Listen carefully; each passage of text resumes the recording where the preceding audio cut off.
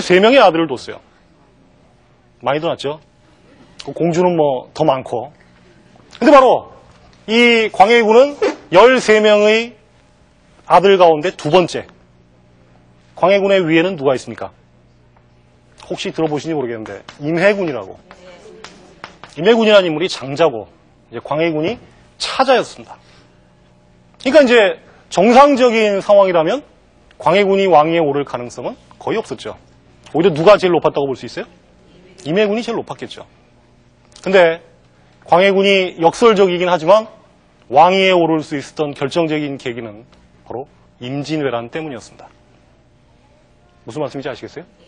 그래서 이제 광해군이 어떤 인물이냐? 여기서 지금 외교가로서의 입장을 다루고 있는데 광해군이라는 인물을 만약에 정의를 내린다면 저는 이렇게 내리겠어요.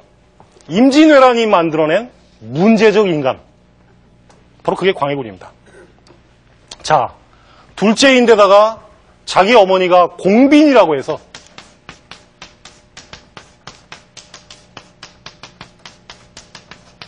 비가 아닌 빈의 몸에서 태어났습니다. 그러니까 왕자가 될 왕세자가 될 가능성은 거의 없었죠. 자, 그런데 1592년 4월 13일 부산 앞바다에 상륙했던 일본군은 14일 날 부산성을 점령하고 15일 날 동래성을 함락시키고 그야말로 파죽지세의 속도로 서울을 향해서 진격해오고 있었습니다. 오랜 기간 동안 전쟁에 대한 준비가 그다지 없었던 조선의 입장에서는 일본군에게 특히 육군의 경우에는 상대가 되지 않았습니다. 자, 일본군은 어떤 군대였습니까? 아까 전국시대 얘기를 했지만 일본군 장수의 대부분은 전국시대의 전쟁터에서 잔뼈가 굵은 싸움이라면 베테랑들이었어요. 싸우는 게 직업입니다. 너 특기가 뭐냐? 사람 죽이는 건데요. 두 번째 특기는 귀 베고 코 베는 건데요. 바로 이렇게 얘기해도 별로 틀리지 않을 정도로 싸움이라고 하면 이력이 난 존재들이었고 잘 아시다시피 1543년 포르투갈 상인들을 통해서 전수받은 대포, 조총이라고 하는 것을 50년 동안 갈고 닦아서 개량한 신무기를 가지고 있었습니다. 거기에 일본인들 특유의 사생관, 삶과 죽음을 그다지 차이를 두지 않는 것. 죽는 게 곧 사는 것이다. 유성룡의 표현에 보면 이런 얘기가 나옵니다.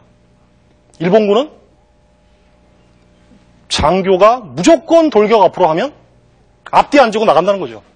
죽어도 나간다 이겁니다. 근데 조선군은 장교의 기울이 서지 않고 적의 조총 소리만 들어도 놀라 흩어진다. 초전 상황입니다만 이런 일본과 조선의 양자의 전력을 비교해 볼 때 1592년 4월 이후의 전쟁은 한마디로 얘기하면 조선이 일방적으로 몰릴 수밖에 없었죠. 근데 조선은 마지막 카드로 여진족하고 싸웠던 경험이 있는 이일이라고 하는 장수, 그리고 아마 이름을 들어보셨을 겁니다. 신립이라고 하는 장수.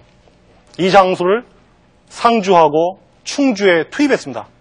그러나 역시 중과부적이었고 훈련이 그다지 많지 않은 오합지졸을 가지고 잘 훈련되고 숫자도 많을 뿐더러 무기까지 훌륭한 일본군을 당해내기는 어려웠습니다.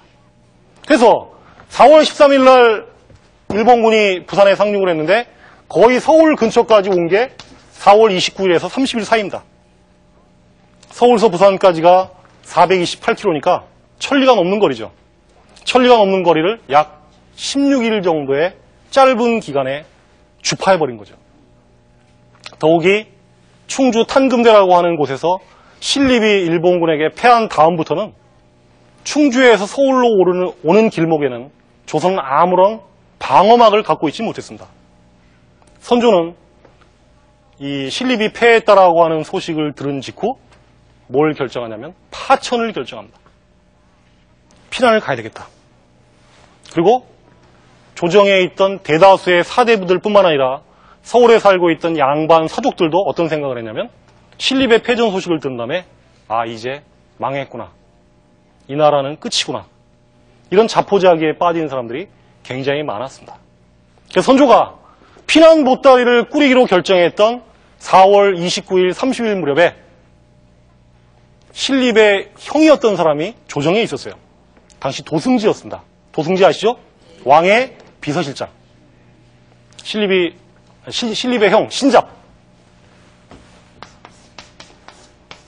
한문 글자가 좀 어렵습니다만 이렇게 쓰죠. 신잡이라고 하는 인물이 전하께서 지금 북쪽으로 파천하시면 반드시 살아 돌아오리라고 하는 보장이 없습니다. 그러니 왕세자를 정하시옵소서. 이런 얘기를 하죠. 근데 그로부터 1년 전에 1590년에 정철이라는 사람이 왕세자를 정하라고 얘기했다가 선조에게 노여움을 산 적이 있어요. 왕이 생각도 하지 않고 있는데 왕세자를 정하고 다음 보위를 준비하시라. 이런 얘기는 잘못 고깝게 들으면 나보고 물러나라는 얘기냐. 이런 얘기로 들릴 가능성이 굉장히 높은 거죠. 그래서 정철이 바로 거기에 당한 겁니다.